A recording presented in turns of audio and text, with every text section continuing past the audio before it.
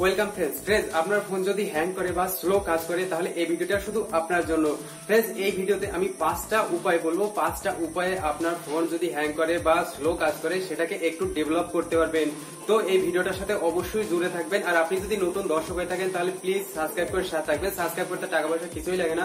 Subscribe করলে কি হয়, আমরা যখন নতুন কোনো ভিডিও আপলোড করবো সোজা আপনার কাছে পৌঁছে যাবে।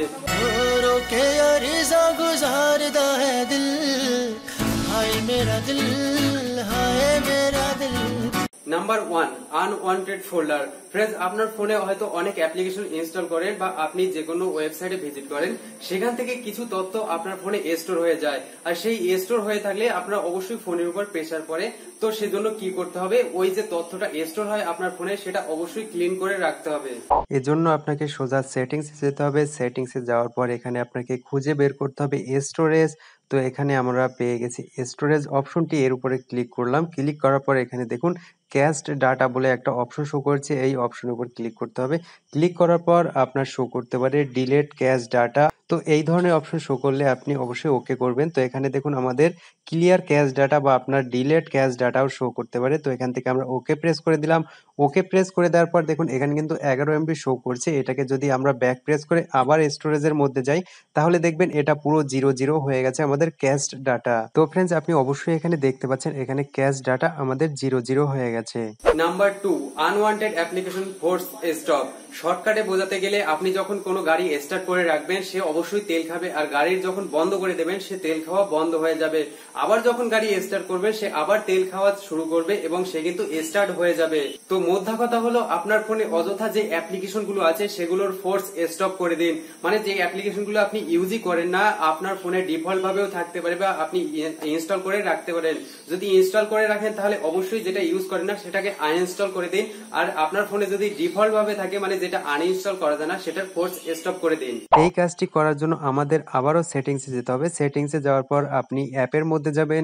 তো এখানে আমাদের শো করছে ইনস্টল অ্যাপ। তো ইনস্টল অ্যাপে ক্লিক করার পর আপনি যে অ্যাপ্লিকেশনটির ফোর্স স্টপ করতে চাচ্ছেন সেই অ্যাপ্লিকেশনটির উপর ক্লিক করুন।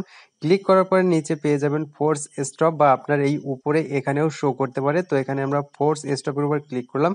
ক্লিক করার পর এখানে আবারও আমাদের ওকে প্রেস করতে বলছে, তো ওকে প্রেস করে দিলাম। ওকে প্রেস করে দেওয়ার পর এখান থেকে সিম্পল ব্যাক প্রেস করব। আবারও ফিরে যাব সেই অ্যাপ্লিকেশনটায় যেটা আমরা ফোর্স স্টপ করেছিলাম। তো এখান থেকে আমরা গুগল ক্রোমের ফোর্স স্টপ করেছি। তো এবার করব কি, এখানে দেখুন ম্যানেজ স্পেস বলে একটা অপশন শো করছে। তো এই ম্যানেজ স্পেসের উপর ক্লিক করব। ক্লিক করার পর এখানে দেখুন ফ্রি আপ স্পেস অপশনের উপর ক্লিক করলাম। ক্লিক করার পর এখানে আমাদের ওকে প্রেস করতে বলছে, তো অবশ্যই আমরা ওকে প্রেস করে দেবো। ওকে প্রেস করে দেওয়ার পর এটা 00B হয়ে গেছে। Number 3, heavy game. ফ্রেন্ডস আমরা অনেকেই গেম খেলতে খুবই ভালোবাসি, কিন্তু আমাদের ফোনের র্যামের উপর কিন্তু আমরা একদমই খেয়াল রাখি না। ফ্রেন্ডস অনেক রেসিং গেম আছে, অনেক অ্যাকশন গেম আছে যেগুলো খেললে আমাদের ফোনের উপর বিশাল প্রেসার পড়ে। ফ্রেন্ডস প্রেসার পড়ে কিনা সেটা বোঝার একদম সহজ উপায় হয়েছে আপনি গেমটা ইনস্টল করলেন। ইনস্টল করার পর অ্যাপস এর ভিতর গিয়ে ওটার প্রপার্টি চেক করলে পেয়ে যাবেন ওই অ্যাপ্লিকেশনটি আপনার কতটা র্যামের জায়গা নিয়ে বসে আছে।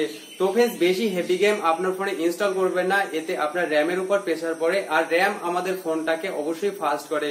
তো র্যামের উপর যাতে প্রেসার না পড়ে সেজন্য আপনার যে হেভি গেমগুলো সেটা ইনস্টল করা একদমই ঠিক হবে না।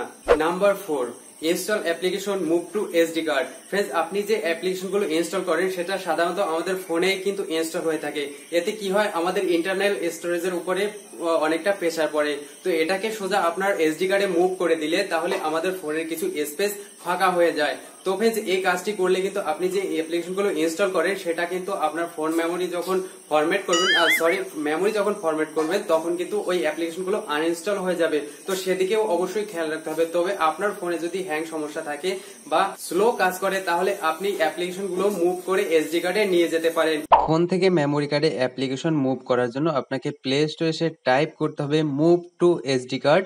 আপনি মুভ টু এসডি কার্ড বলে টাইপ করার পর এখানে প্রচুর অ্যাপ্লিকেশন পেয়ে যাবেন। তবে প্রথমে যে অ্যাপ্লিকেশনগুলো থাকে এগুলোর রেটিং কিন্তু খুবই ভালো হয় এবং ডাউনলোডও কিন্তু খুব বেশি। তো প্রথমে যে অ্যাপ্লিকেশনটা এখানে দেখুন 10 মিলিয়ন ডাউনলোড, 4.0 রেটিং। তো এখান থেকে প্রথমে যে কোনো একটা অ্যাপ্লিকেশন ব্যবহার করে আপনি আপনার ফোনের অ্যাপ্লিকেশনগুলো সোজা মেমোরি কার্ডে নিয়ে যেতে পারেন। নাম্বার 5, মিনিমাইজ অ্যাপ্লিকেশন, আমরা প্রচুর অ্যাপ্লিকেশন কিন্তু ইউজ করি সারা দিনে, আর সেগুলো কিন্তু ক্লিন করতে আমরা একদম ভুলে যাই। তো ফ্রেন্ডস অবশ্যই আমি বলবো ওই মিনিমাইজ অ্যাপ্লিকেশন গুলো আপনি ক্লিন করে রাখবেন। এতে দেখবেন যখনই ক্লিন করবেন তখনই নিচে কিছু স্পেস শো করে যে এতটা স্পেস আপনার ক্লিন হয়ে গেছে। তো ফ্রেন্ডস আপনি অবশ্যই দিনের শেষে না, আপনি যে অ্যাপ্লিকেশনটা ইউজ করবেন সেটাকে অবশ্যই আবার ক্লিন করে রেখে দেবেন। এতে আপনার ফোনের স্টোরেজেরও সমস্যা সমাধান হবে এবং আপনার যে হ্যাং সমস্যা বা স্লো কাজ করা সেটাও সমাধান হয়ে যেতে পারে। তো মনে করে অবশ্যই আপনি ক্লিন করে রাখবেন। বাস এই ভিডিওতে এই পর্যন্ত, দেখা হবে পরবর্তী ভিডিওতে। ততক্ষণ ভালো থাকবেন, সুস্থ থাকবেন, जग दिया नजरा तो चोरी किते